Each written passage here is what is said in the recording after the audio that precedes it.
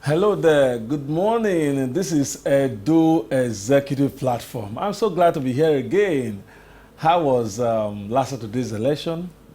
Don't be discouraged. Another election is here. I want to believe that we'll still turn out en masse to exercise our franchise just like we did last week Saturday. Felix Osagira is my name. I'll be here alone today for one or two reasons. Sarah is not here, but don't worry. A lot is lined up for you this morning on the show. This is Edo Executive Platform. This is a platform where we relate His Excellency efforts in making Edo great again. Felix Osagira is my name.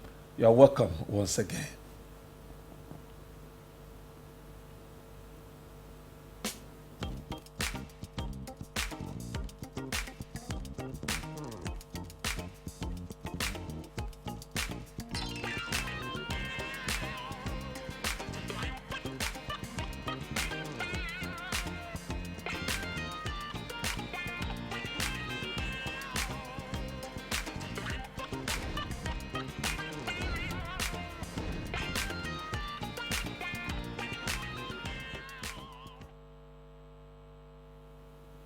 You're welcome back. You will agree with me that on Edo Executive Platform, what we do is nothing but to give you the best in terms of information, to bring to the fore some of the developmental strides of His Excellency Governor Godwin Inoegase Obaseki. Of course, Edo is marching forward. Elections are here again, and last week we had the presidential and the National Assembly elections, and this week, there's nothing happening this week, of course. Next week, we'll be having the governorship election and the State House of Assembly election. But for us in Edo State, our election, talking about the gubernatorial election, the governorship election is next year. But we are going to be having the elections of the State House of Assembly here. So what are we saying? Dust your PVC, go out en masse and vote. It is your duty, it is your right to vote for candidate of your choice. But in PDP, we believe that a lot is happening. Then the only thing we need to do is to constitute ourselves in such a way that we complement the effort of His Excellency Governor Godwin Inoegase Obaseki. Along the line of the show, we'll be bringing on board a very important personality. We're talking about the candidate for ovia N.East Constituency 1. He will be joining us shortly on the show. We are talking about Barrister Charity Aiguobarueghian. He will be joining us very, very quickly. We are still very much on ground, but we are going to do our news flash now. After the news flash, we are going to bring Barrister Charity Aiguobarueghian on board. Of course, you know, when it comes to making laws, it is always necessary that we put the right pegs in right hole. All right, let's take some of our news clip before we dive into the main gist for today, which is bringing on board Barrister Aiguobarueghian. All right, talking about the news flash today, the first is about Edo Refinery. Of course, you know that a lot of effort has been put there, and as we speak, Edo Refinery is operating at 80% capacity. And His Excellency went on inspection a few days back, and he gave some comments. Let's take a listen to that clip. Edo Refinery operating at 80% capacity. Let's take a listen to His Excellency.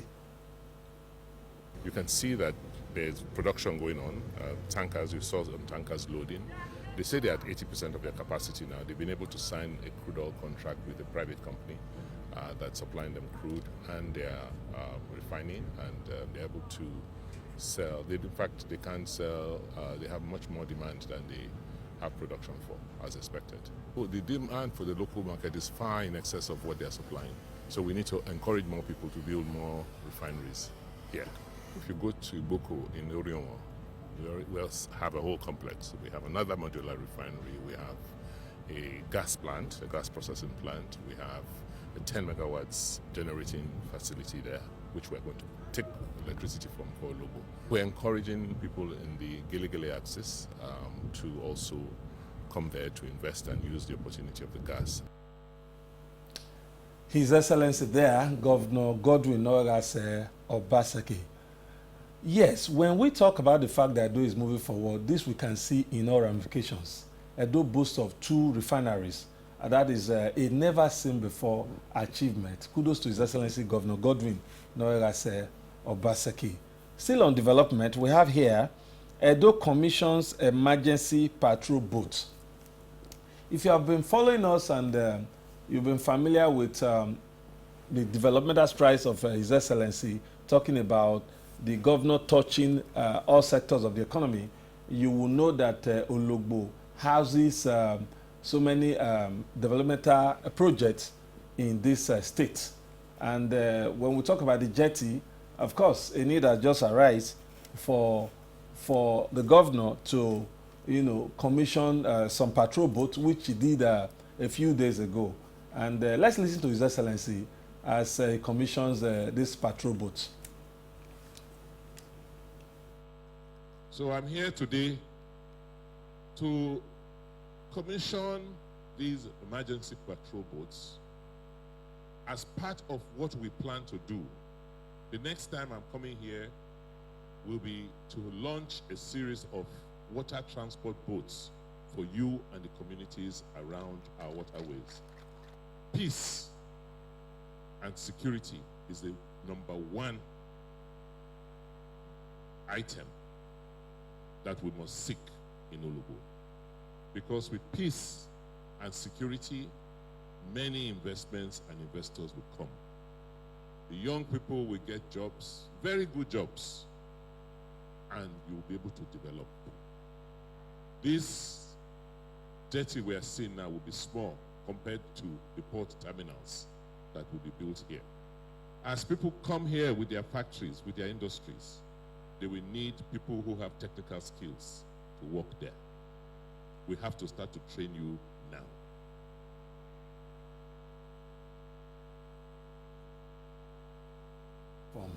When I see projects like this, I feel so excited, I feel so honored, I feel so proud to be a member of this state. There is no doubt a lot is happening. If you don't know, it is your duty to ask, and we tell you how these things are happening.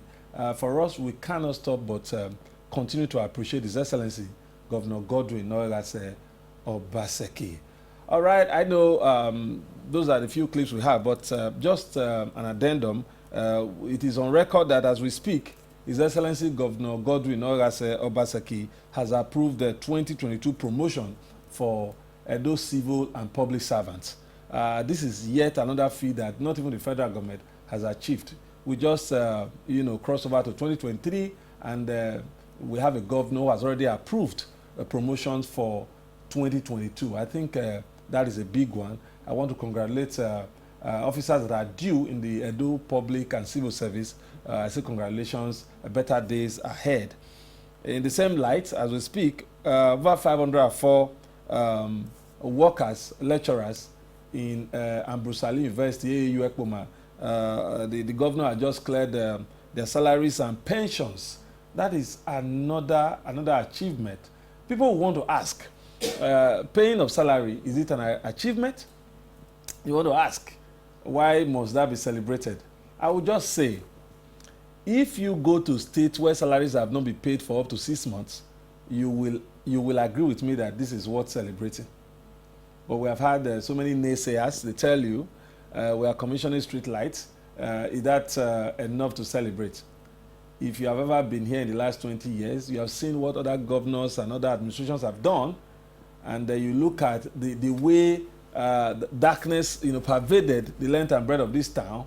When you see a street light being commissioned, you will appreciate. Okay? So for me, any effort towards a better Edo State should be appreciated in its entirety. All right?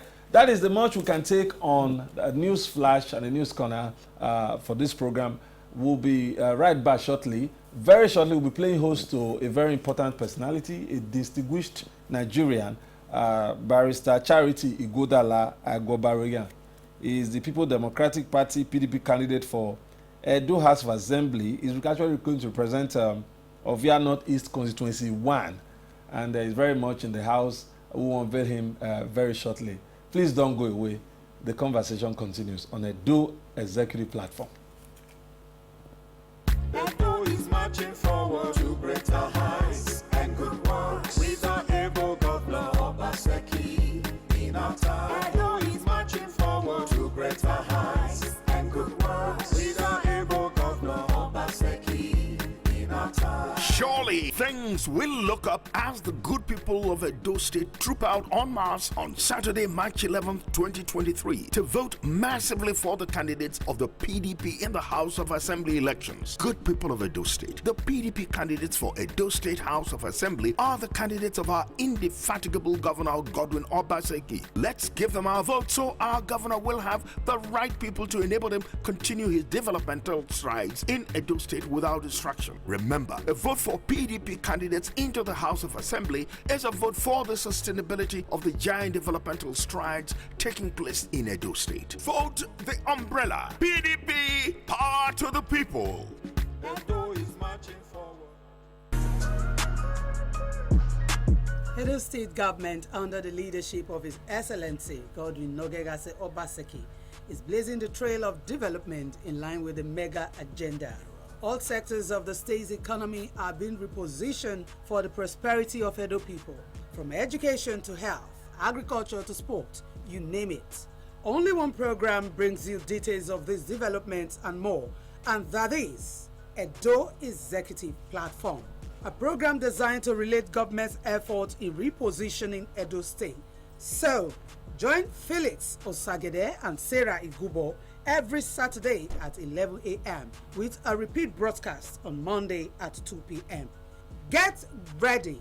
Edo Executive Platform, set to bring the mega agenda to your doorstep. It will surely blow your mind.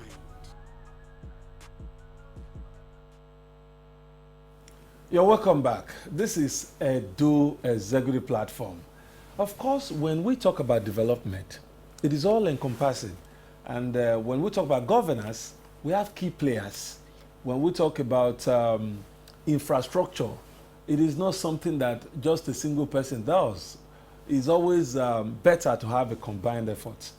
Edo State, in the last 7 years, we have witnessed unprecedented development in this state. And I must say, kudos to His Excellency Governor Godwin Obaseki. But he has not been doing it alone.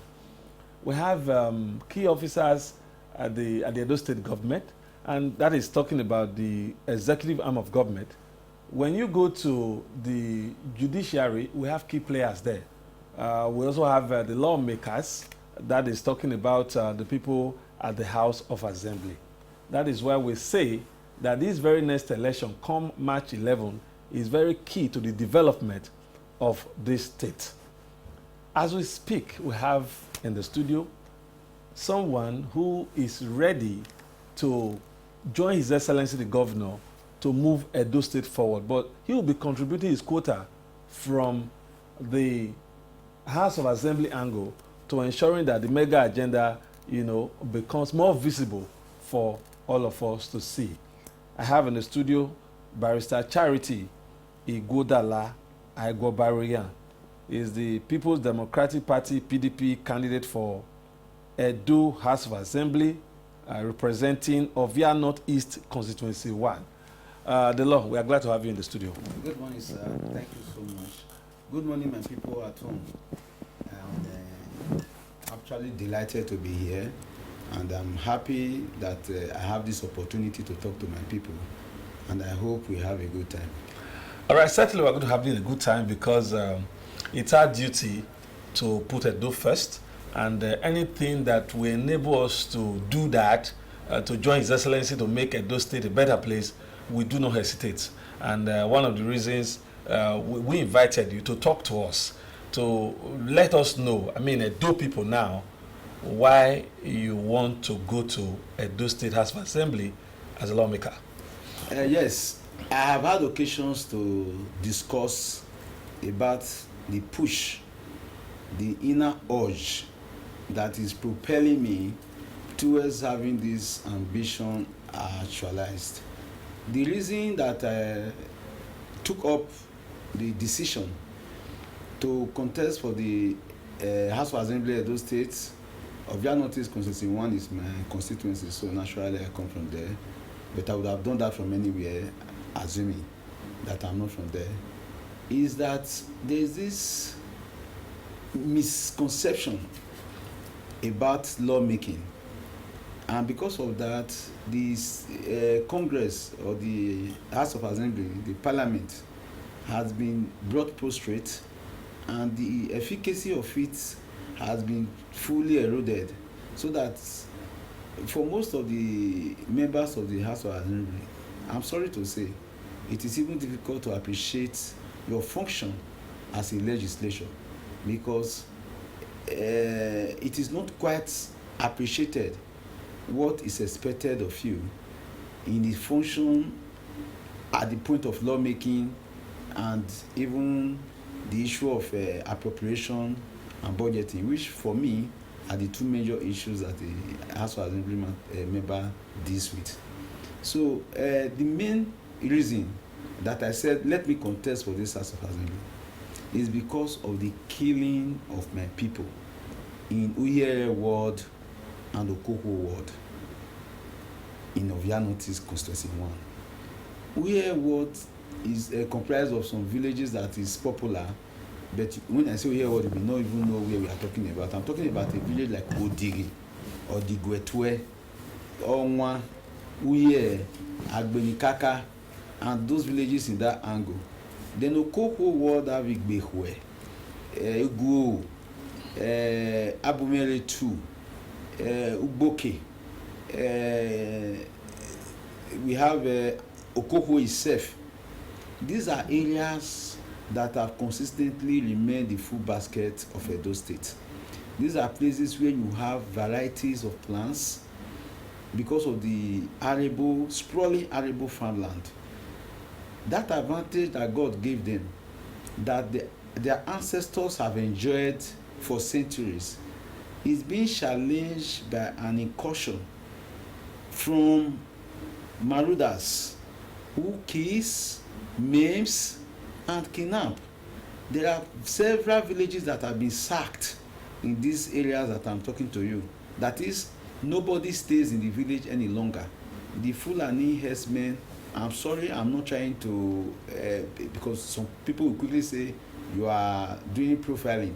But again, these are not Benin people. We know them, we see them. Some of them we have had, our people have had the very sad experience of having their life back in whiskers. Some cannot even say the story any longer, having been brutally murdered. But we have some that had very serious mortal injuries, who came telling about their ordeal, and they were not even, they don't have any problem about identifying the kind of people that attacked them. So to that extent, it is not ethnic profiling. We are saying it as it were. These people had come to our bushes. They will not allow us to go to our farms. People that planted cannot harvest their crops. Then, about a week or two ago, they went on a burning sprawl. In these the two wards of about 38 villages, they burnt the whole farms. Okay, maybe I should just be coming here. Of course, we hear these stories, and we also want to commend His Excellency's effort. It could have been worse, yes, but thank God for the effort of the state government in combating this criminality. Now, let's look at it holistically. These things that we are talking about, how do you intend to arrest this as a person? I know your duty is to make laws. Yes. How will the laws that you'll be contributing to make arrest this ugly trend? Because as we speak, people are there as we speak. Yes. That is where I was coming from. Thank you that we, as a moderator, of course, we will direct it to be as concise as possible. We must, for example, thank His Excellency. He had done so much. But there's so much he could do as a governor, being the head of the executive arm of government. Yeah. There's so much the legislature should do as a legislative arm of government. I will take it from the philosophical perspective of the fact that we all as citizens of the country have surrendered our rights to a government, a central government. And by so doing, we have relegated to the background the use of self-help. That means we cannot take to arms now to protect ourselves. We can't even take laws into our hands. Exactly. So the only way that these people can be protected, having surrendered their right to the government in a social contract, is to ensure that there are appropriate laws guiding their safety and the safety of their property. That function is the prerogative of the legislature, not the executive. So when people start blaming the governor, for example, that these things are happening, it is out of the point of ignorance and despair. The fact is that the person who has failed to ensure that this thing does not get perpetuity is the man that should make the law to guide them. Because upon the social contract, everybody have agreed, okay, we have surrendered our right, we cannot do what we like. The only thing we can do is what the law says. That is what when we say the rule of law. So if the law have not said anything about people being in our forest, can any executive enforce what is not in existence? It is not possible. So the only way that the executive can be activated to do the needful for the wholesome protection of our people is if the Edo State House of Assembly, for example, make it a matter of urgent importance and bring it to the front burner by way of publicity and by way of making a law in that regard. So, for example, going to the House of Assembly, I have the background training of a lawyer, which is not enough, but I have the specialized training in legal drafting. And that will make me to be able to conceptualize a problem in society and reduce it to a bill. So all these things we are talking about now that is happening, that is threatening the very existence of our people, going into a matter of almost extinction. How do we cope it? I will, for example, as a member of the House of Assembly, formulate a law that makes it impossible for these people to unilaterally occupy our forest. So they cannot just come in and start doing to our forest what they desire. So that movements of cattle and cattle owners or cattle rearers, under what guise they come into our forest and start committing all kind of atrocities, will not be regulated.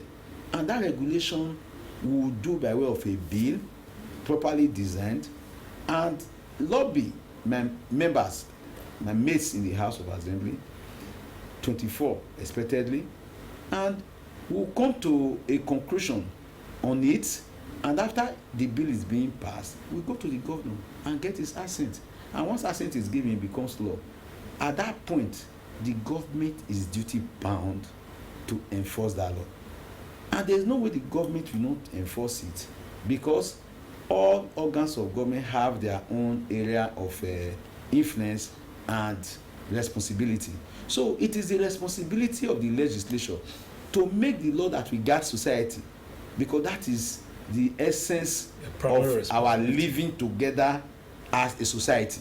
So if the law is not made, the executive have nothing to enforce. Once the law is made, then everybody can now say, executive, enforce the law that is made by our representative. Our representative have come together and said, this is what will solve this problem. Please enforce it. By the time we are not crying that this thing should be done, we will not know that we are doing it on the ground of law and order. But by the time you now say the governor should make a fiat by way of making a pronouncement that, oh, nobody should enter the bush, you are turning the governor into a dictator. And that is also very dangerous for us, because if he does it for what you think is good for you, what if he now use the same power to give an executive fiat for something that is very obnoxious? You would have created a monster. So that is why I tell people that the legislature is the most important part of government and governance, because it is the organ that checkmates the others. It is the organ that sets the rules by which the executive plays, and is the organ that regulates the judiciary as to what enforcement to be given to the laws made by the legislature itself. So just like Aristotle said, He said courage is the most important of human virtue. Why? Because it protects the others. So the legislature is the most important of the organs of government because he protects the others. Because there is this tendency by the executive to want to fall above the board. Because of the executive powers. Because of the executive power. They say power corrupts and absolute power corrupts absolutely. Yeah. So by the time you allow the executive to be making executive laws, you are creating a monster that will consume you tomorrow. So that is why I will quickly bring to the fore the fact that there was a time in this state when the governor declared that all bike should not ride in Benin City. Very wonderful policy, very wonderful decision. Because for one, it curbed insecurity and people that also died untimely because of the recklessness of the riders were also saved. But the matter went to court, and the court took a decision that no, it is possible for you to stop bike riding in Benin City, but it must not come from an executive governor. Because if you allow him to pronounce today that bike should not ride in Benin City by way of an executive pronouncement, one day can also get up and say motor vehicle should not ride. So if such decisions can be made, it must come from the legislation. I'm surprised that today I'm not aware that any law has been made by the House of Assembly to actually stop or circumscribe the use of motorcycle in Edo State. That is the primary function of the legislation. And if the legislation makes such a law, the executive must enforce. And the court must abide by such law, even if it is bad. The court cannot say a law made by the legislature is bad.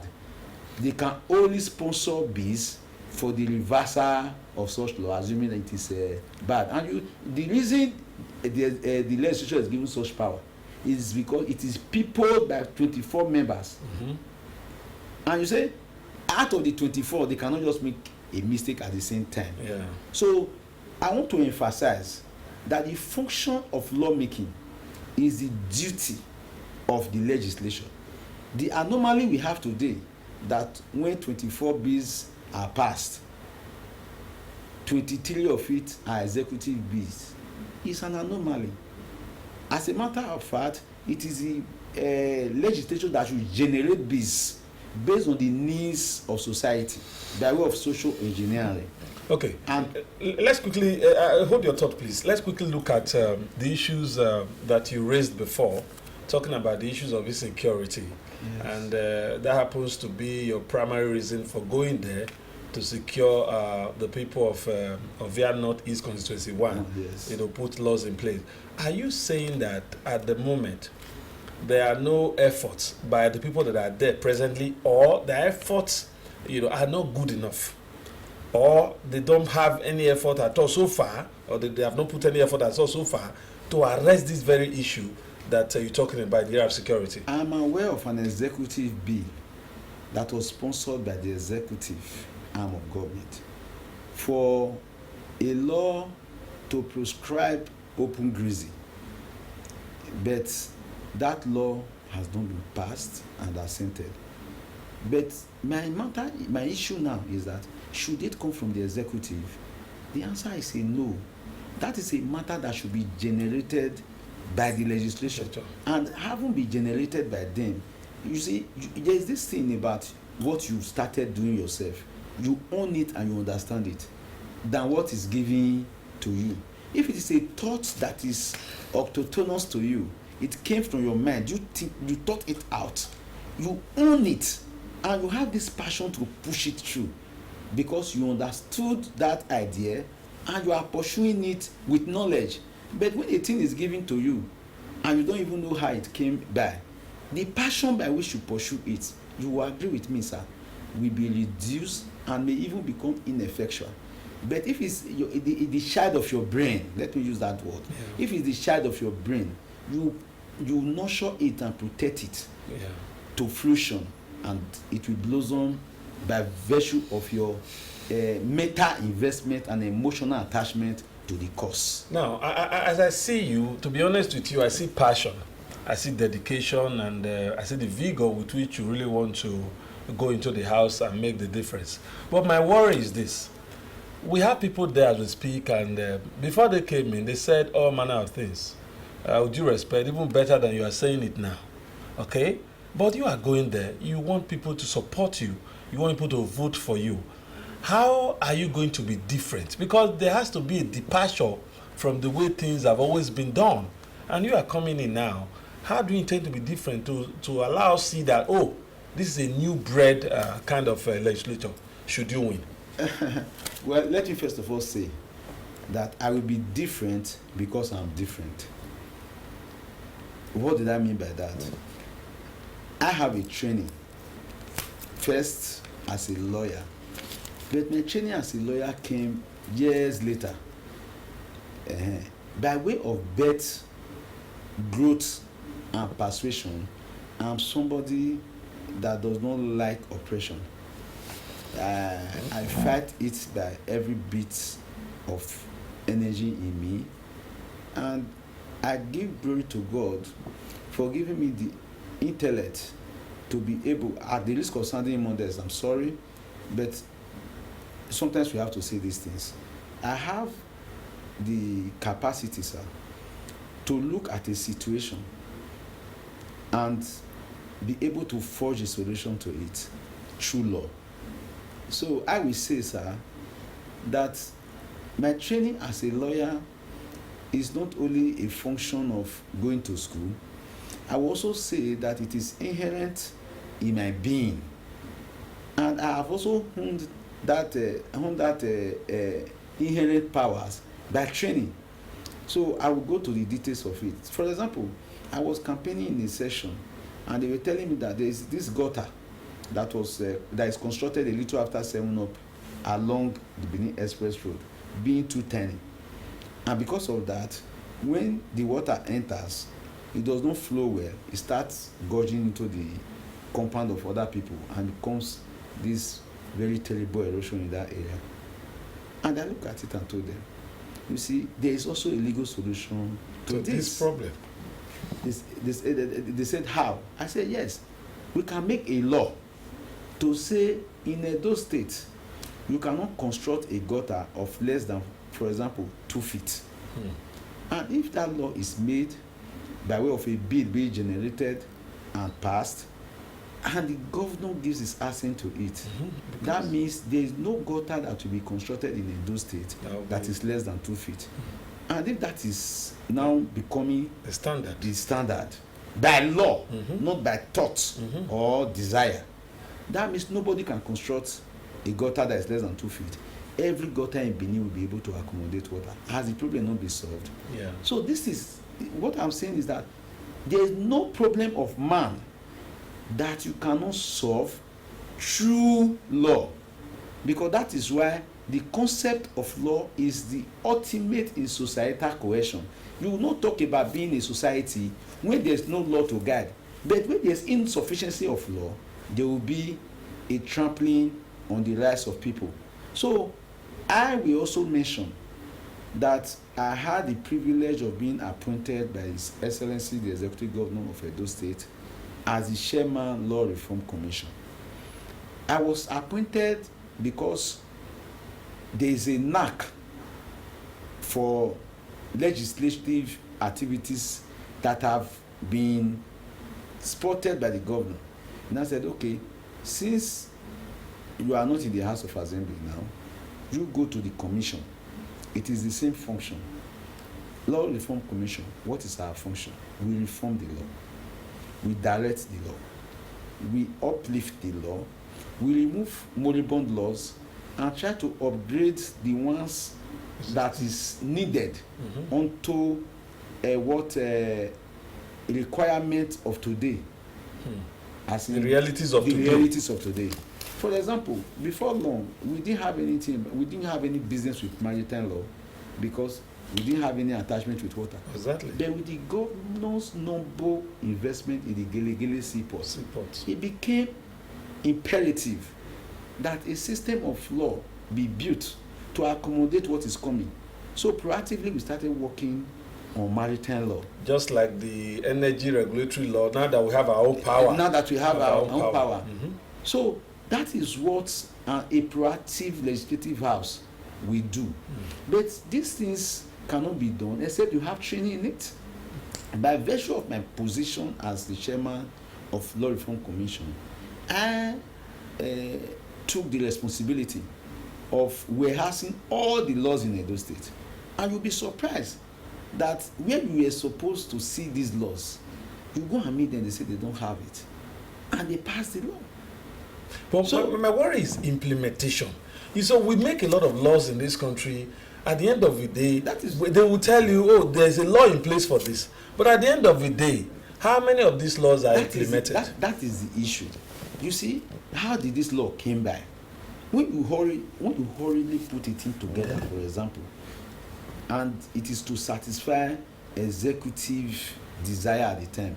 By the time that passion dies, the thing dies with it. It fizzled out. So by the time these laws are the brainchild of the legislature that is selected by the people to come and solve their problem, and these things are actually attacking the problem of society directly, and the people are made to be part of the lawmaking because you are going to call them to bring their input, and they know that law exists. The law will not be implemented. But what do you think about a law that is not known to the people? So how will we even talking about implementation? Let me shock you. Even as a lawyer in Edo State, until I became the chairman of Edo State Law Reform Commission, I didn't have the knowledge of the full complement of Edo State law. As we speak, there are thousands of lawyers in Edo State that does not know the existence of so many laws in Edo State. They don't know because there's no place they can go to see it. So we need to really do a rehearsing of our laws and put it into a compendium by way of Edo State laws. As reference. Edo State is perhaps the only state that does not have its laws in Nigeria. We are still using Bendel State Law 1976. Some of those Bendel State laws were last reformed in 1914, before Nigeria even became an independent country. So there's a need to put up reforms that will suit the present reality. And the fact is that function is the function of the legislation, not the executive. The law, you really have a lot to say. I want to believe. This is Edo Executive Platform. We've been talking with Barrister Charity Aiguobarueghian. That's the People's Democratic Party, PDP, candidate for Edo State House of Assembly, representing Ovia N.East Constituency 1. We'll be going on a short break. When we return, the conversation continues. This is Edo Executive Platform. Please don't go away. Better they come and see the work of Obaseki they do for Edo State. Come and see the work of Lord they do for Edo State. When sun shine, we all they see. When moon shine, we all they see.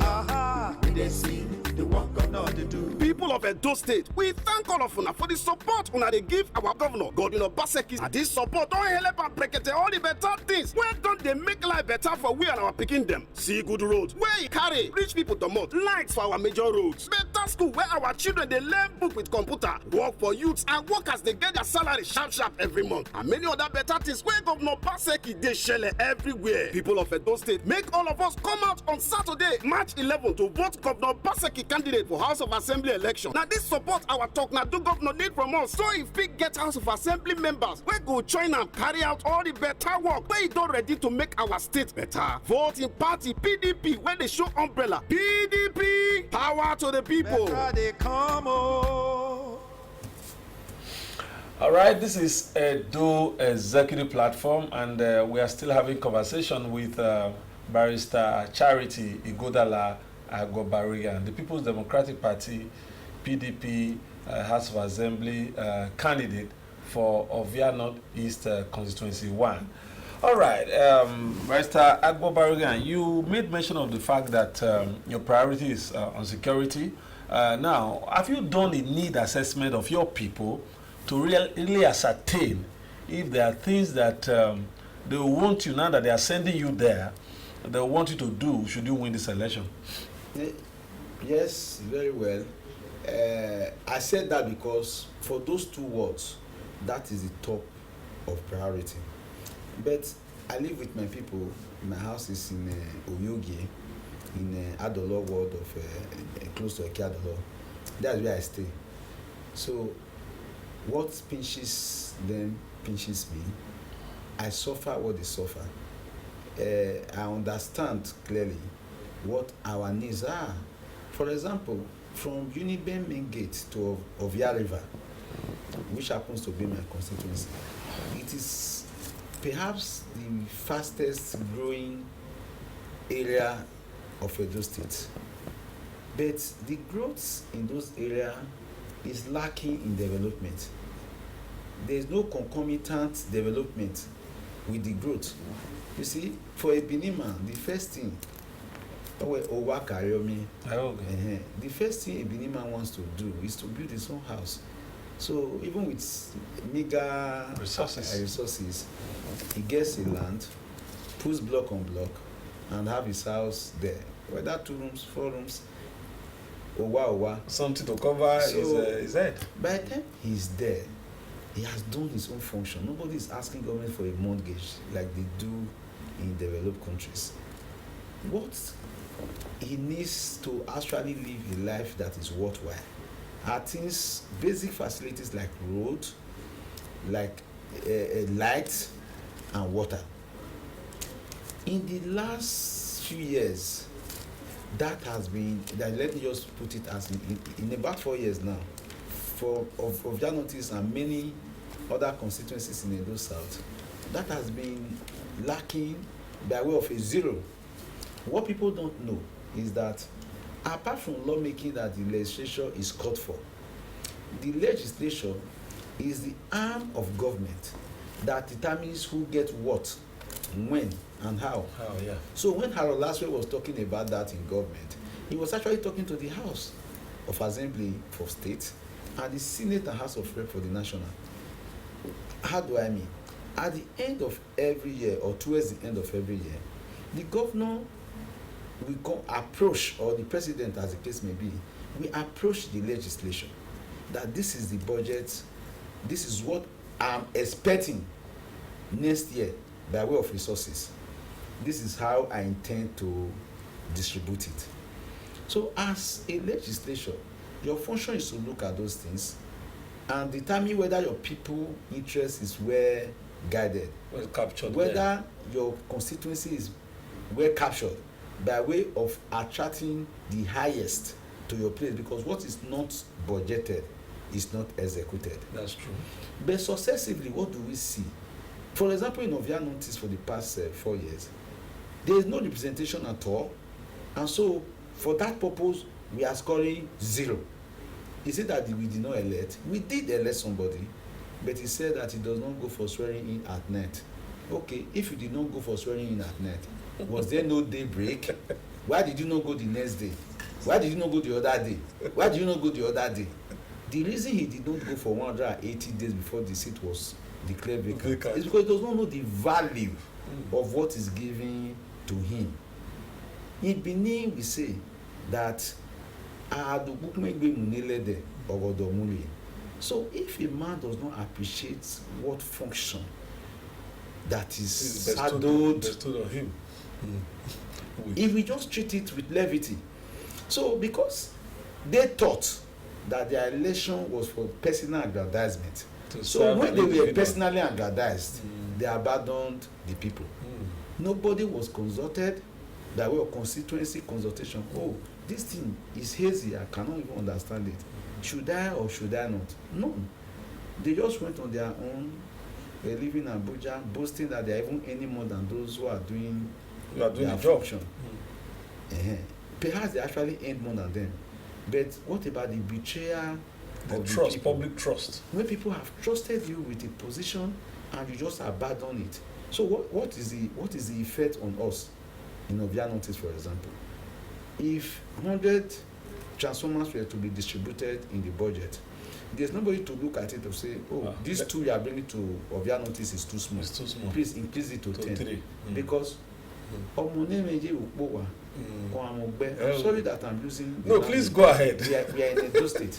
So, even if 2 is allocated to a ovia notice, if I'm an Aiguobarueghian legislator who decide to wait and work for my people, I will tell them, please, these 2 we are taking to ovia notice, they don't need it because refinery is in Aiguobarueghian, please take it to Aiguobarueghian. They will add it, and ovia notice will score 0. So because of that, in ovia notice today, my brother, where I stay, where I came from this morning, the light we have is even weaker than candlelight. It cannot carry fridge, it cannot carry any appliances. We even use stabilizer to boost it for us to be able to watch TV because these transformers are not available. It is not the function of the state government to buy transformers. Please don't get me wrong. It dwells within the powers of the legislature of BEDC. Okay, which because is a it's national a private company. Okay, now it has been privatized. Yeah. But what is the function of government if not the enjoyment of its people? That is why the Obaseki government has successively intervened to provide these facilities. But you don't also expect him to distribute them because the budgeting, I tell them, when I'm campaigning, I tell them that the second most important function of a legislature is saving a guy. They will not say, that is too colloquial. Yes, they call it appropriation, they call it budgeting. The fact is that those big high-sounding Philippian words you hear is sharing, distribution, sharing. There's no other thing. So if you are not there to guide, nobody will give you. So all right. When they are doing 20 rows in Aiguobarueghian and we get 2 in ovia notice, somebody cost it, and that person we are going to punish with our vote on the 11th, because if you were there, you will tell them no. If the state government can do 22 rows, let us share it into 2, 11 for Aiguobarueghian, 11 for ovia N.East. But if you are not there, will you be able to make that agitation? No. So again, sir, let me just conclude because I've said road, I've said transformer. The another thing that we also lack and suffer is that our towns are not planned. So because of that, you see a sprawling town, no school, no market, no other facilities, because there is a gap. When we say a disconnection, an ungoverned area, we must have the person that have the capacity of saying it to link it up. Because I'm not even talking about this last 4 years, even successively. When a man is not, do you know that some of these budgets, when they come, some of our legislators don't even open the first page. Their interest is that how much follow and come, how much did it go? Without money, we will not pass it.